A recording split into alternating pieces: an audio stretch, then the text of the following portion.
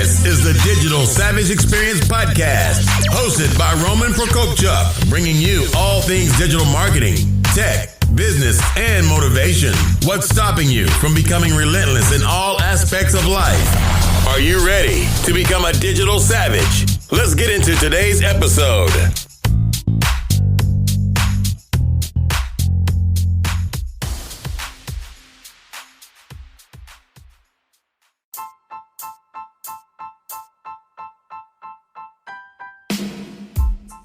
Hey everyone, this is Roman Prokopchuk, and this is the Digital Savage Experience Podcast. Today I have with me Violette de Ayala.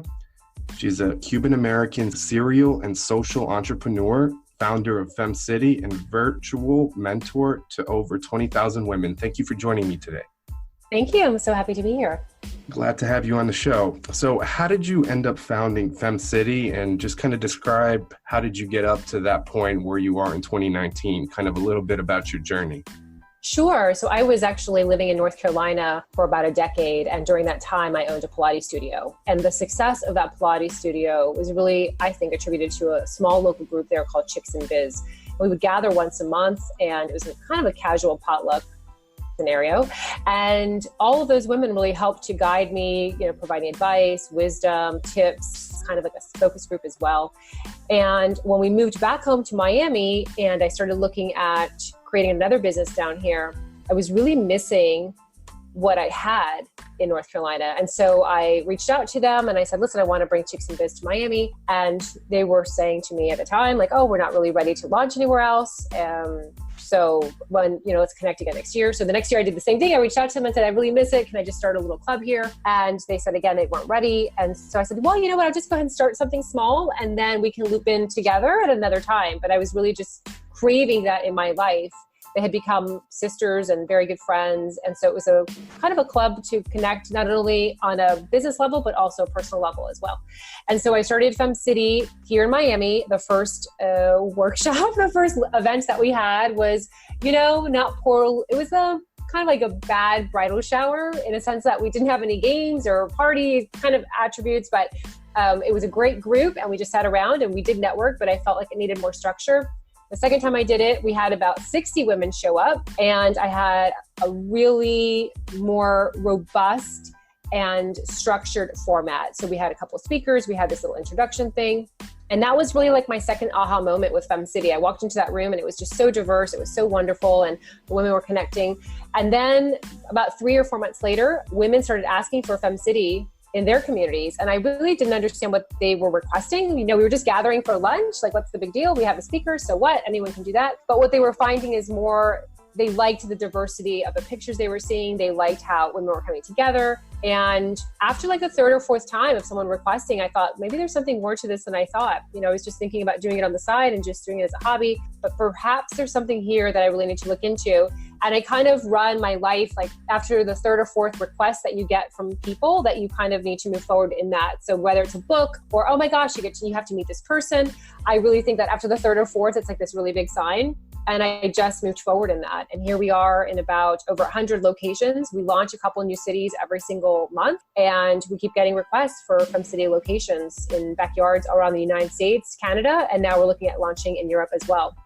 No, that's awesome. And I think it's really important to see someone like yourself in terms of, your gender, your race, your ethnicity, orientation, that kind of stuff, make it. So if you've ever thought that kind of the cards are stacked against you when somebody makes it or someone is where you want to be, you have no excuse to kind of pursue and drive that kind of goal. Absolutely. Absolutely. Yeah. I share my story. I went from welfare to wealth and I didn't have any kind of business experience. I just threw myself in and learned the way, and I didn't have a lot of money. I didn't have any money. I was raising kids at the same time. So if I can do what I've created, anyone can do what I've created and beyond, right? You can keep on growing. You can surpass that vision. No, I agree. And I'm a first generation immigrant from Ukraine. So when we came over here, we didn't have a lot of money. We came from a communist country. So coming here, we had our citizenship kind of stripped because it was still the Soviet Union and we just came with whatever we had. So everyone had to work. We lived in a 2-bedroom apartment with 7 people and, had assistance for about 2-3 months. And then got taken off of it, and the training wheels taken off, and, succeed or fail. Right. So I think a lot of people start depending on the system too much or become complacent and kind of don't chase their dreams. But when you're forced to do it, you have that fight or flight kind of mentality. Absolutely. Yeah, I'm first generation, as you know, and hearing the stories of my family escaping Cuba, and just, I can't even imagine getting to a new country, not knowing the culture or the language, and, looking different, right? Because they just looked like they didn't look American at that time, and how they just were able to do that with children and with fear and losing everything. It's tremendous grit that is very inspirational. No, I agree. And my wife's stepfather is Cuban, and he was born there and came over, but he was literally a baby. But he was brought up here in northern New Jersey. Wow. Yeah. A lot of my relatives went up in that direction as well when they escaped. So, wow, that's great. Not many of us around. Yeah. So I have kind of that background of hearing those stories and experience, that kind of struggle and hearing about it. Yeah. Wow. Fantastic. Yeah. So what motivates you to succeed? What's kind of your guiding compass? I felt like I always had a purpose to give myself to others, in a sense, through service or through the talents that I was given. And so when I started doing FemCity, the thing that motivates me the most, because it's trying, no matter what you're launching, no matter what you're growing. And I think that when you try to scale up, over and over, out more and more, I think there are more challenges that you face. And the one thing that motivates me is that we're creating communities of positivity around the world and uniting people that perhaps may not have known each other. Maybe they are from different countries or different religions or different backgrounds. And through our gatherings, they're reaching out and getting to know people that they generally wouldn't have. And that's what really motivates me the most, is that just uniting people, especially where I think the world is a little bit kind of going in this divisional state. I feel like that's really my driving force to continue to launch more and more communities around the world, because it is a safe place for women. It is diverse with intent. We fill it with gratitude for ourselves and for other people in the world, other women in the world. And that's really what motivates me. It's a really bad day or something doesn't go the way that I thought it was going to go. Your first instinct is to be like, forget it, right? I quit, I'm done. I think about the mission and what our goals are, and to help women create businesses, launch businesses, grow businesses, create wealth so they can support their families. That really inspires me to move forward and kind of not dwell on the failures or the conceived failures, right? The perceived ones, and move forward and just keep on going on this track, because I think that we are making a really big difference and shift the world into more of a positive state. I agree. There's not nearly as much focus on positivity. Everything you see in terms of news is negative first. Right. And I think it's important for, women, entrepreneurs, or anyone, they will kind of fail, but pivoting from that, learning from that, and, seeing that that's not the end, moving forward to success is what's key. And the people that, failed and stopped, those are the people that dropped off. So when you become successful or found a company in a specific vertical, you're the one that's kind of outlasted everyone else through each failure. Mm-hmm. Yeah, I just shared this Michael Jordan meme. It's been around for I don't know how long, but it's that one that he's like, I made so many shots in life and I only made so many. And it's a reminder that that's part of the path, is to fall and to fail. That's part of it. And when you accept that, you embrace it, then you don't look at it as a stopping force. You look at it as just, I got over that. So that's good. So now I'm going to level ahead. I just, you have to use it as building your strength for the next phase. And if you kind of change your mindset on that, I think it makes it a lot easier to just keep on moving forward versus quitting and just giving up. Yeah, I agree. And it gets you stronger for the level up. So you can either be complacent or you move somewhere else. The journey takes you, a goal or something you have in terms of, a wish or a dream. It's not a stationary target. So it's part of the journey. So when you level up, you're going to have new adversities, new challenges, new people that may try to sabotage you or stand in your way. So you have to learn how to cope and keep moving forward. Yeah, the trolls. I have a friend of mine that calls them the trolls, the bridge trolls, like the people that are like haters and, try to block you. But yeah, totally. And I wish someone had told me that, right? At the beginning of my entrepreneurialism I wish someone had told me, oh yeah, that's part of it. Like, it happens to everyone. No one's going to make it like 100% risk-free and failure-free. It's just part of the journey. I would have been like, oh, okay, so this is good that I fell down and then I lost so much money. It's good? Yeah, it's good. Okay, good. That would have made it a lot easier on me. Yeah, if it was easy, then everybody would be a millionaire or Right. a company founder. So that's kind of the beauty of that journey. Right. It's tough. Oh, I agree. So what's one thing that you think you've had as an adversity or you may have struggled with in the past that you turned into an asset and now utilize? I think everything in my life. So if I look at, for instance, just like FemCity, right? I had no business experience. I worked retail while I was in college, working full-time for retail and then going to school full-time. So that didn't really give me any kind of business experience. And I think my faults, right? My my weaknesses were not knowing enough about business. But the beautiful thing is, because I had to learn how to do it the rough way, this is before the internet, this is like what back in the old days when you had to go to the library and there weren't that many books on like how to launch a startup and what you're going to encounter and marketing tips and all this stuff. I had to learn it the rough and the tough way. And the beautiful thing of that is that now I'm able to teach that to the 20 or 30,000 women in our communities. I'm able to share, and I know that perspective of like coming from nothing, not knowing one thing. And then I choose the words that would have resonated with me had I been in that same state now. So when I teach and I share the lessons that I've learned, or I do a YouTube video or whatever it is, I really feel like it's a blessing that I didn't know that, because I've turned it around to make it a strength. And even with like my personal life, I didn't have a mother growing up. And so when I became a mother, I didn't know anything. I didn't know anything about how to raise children or how to be motherly. I just kind of figured out my way, looked around with my world to see like which mothers I really liked and what they were doing and kind of mimic and copy that.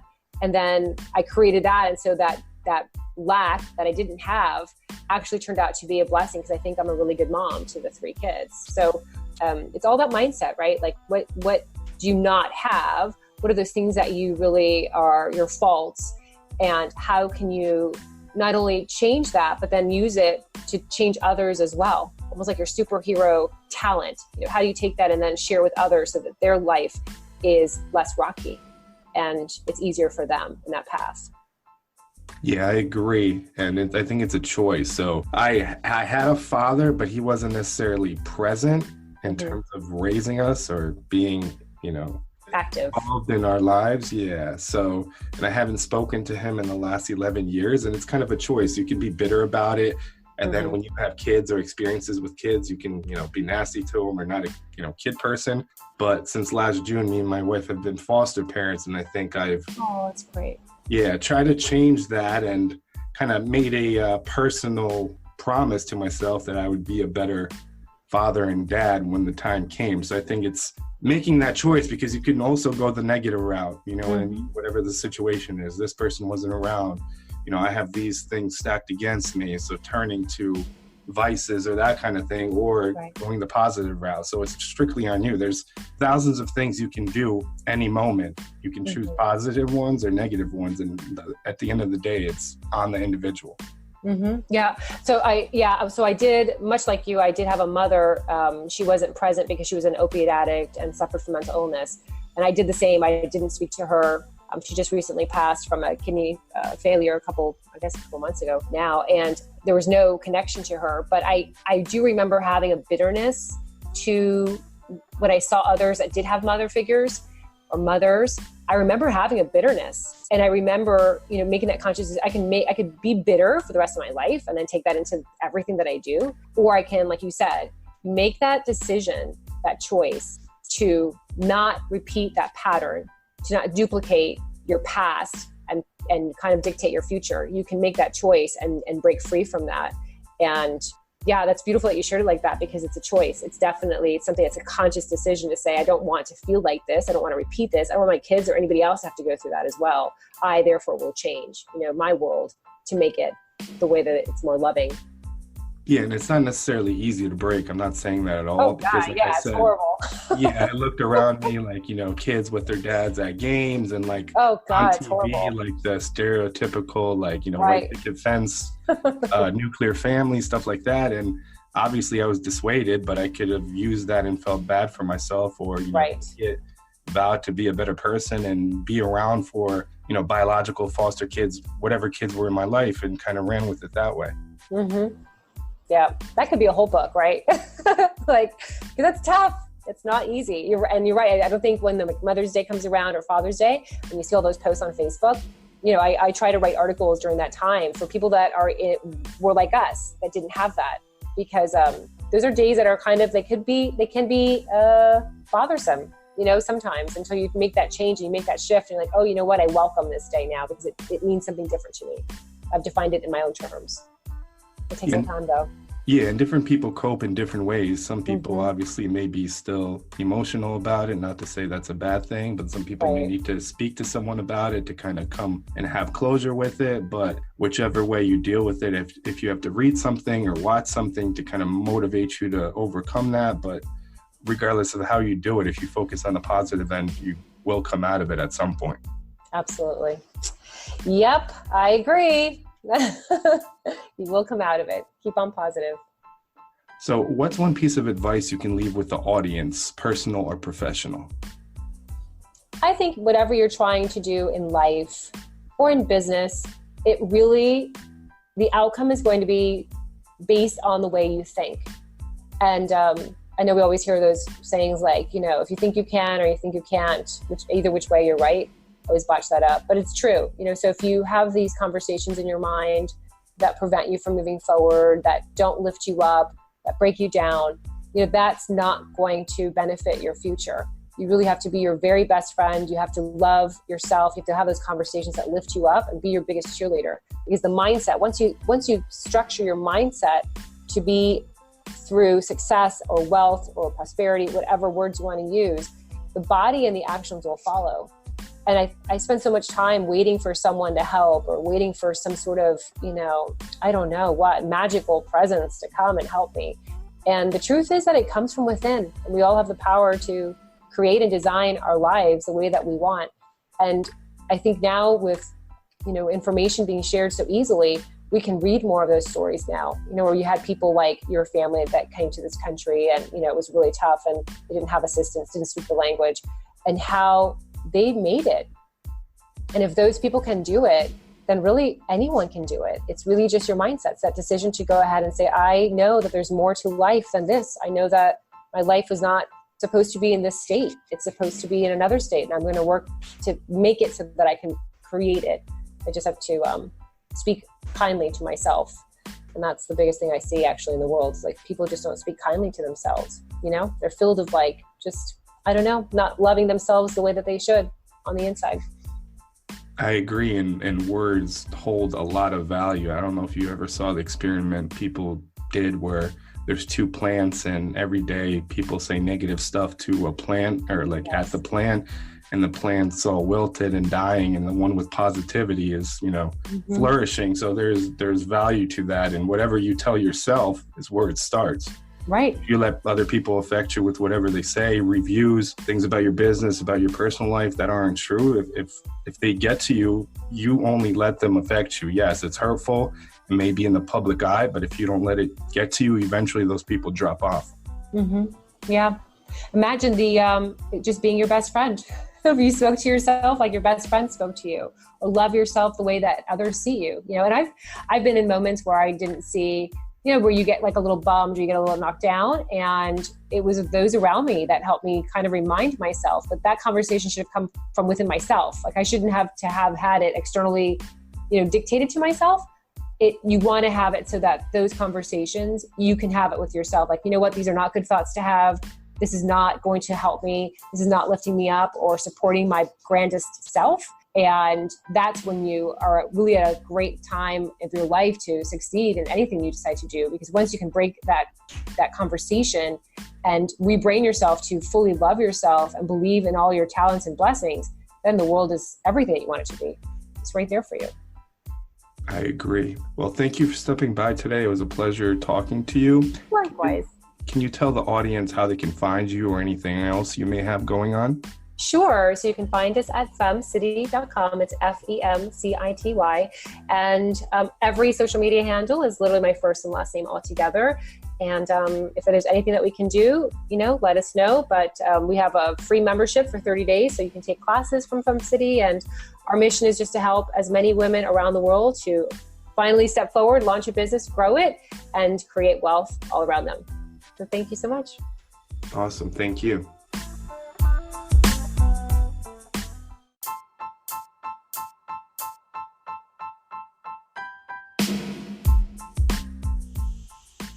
If you're like me, finding a place to eat is never an easy thing to do. Whether I'm in my hometown of Ewing, New Jersey, or traveling, I always find myself wishing I had a trusted friend I could call to tell me where to eat. The infatuation is that friend. The infatuation helps you find the right restaurant for any situation. Need a place for a first date? Trying to find a spot for your birthday that you don't want to celebrate except you also kind of do? The infatuation has you covered in all of these situations and many more. So if you ever need to find a place to eat but don't want to read through thousands of unreliable crowdsourced reviews, hit up theinfatuation.com or download their free app for iOS and Android to search thousands of restaurant reviews and guides in 22 major cities around the world. Or let the infatuation do the work for you by sending a text to 64560. A real person will respond and help you find a restaurant that's perfect for whatever situation you find yourself in.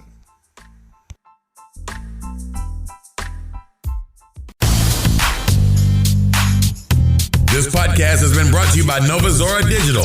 Find out how Nova Zora Digital can help your company grow online.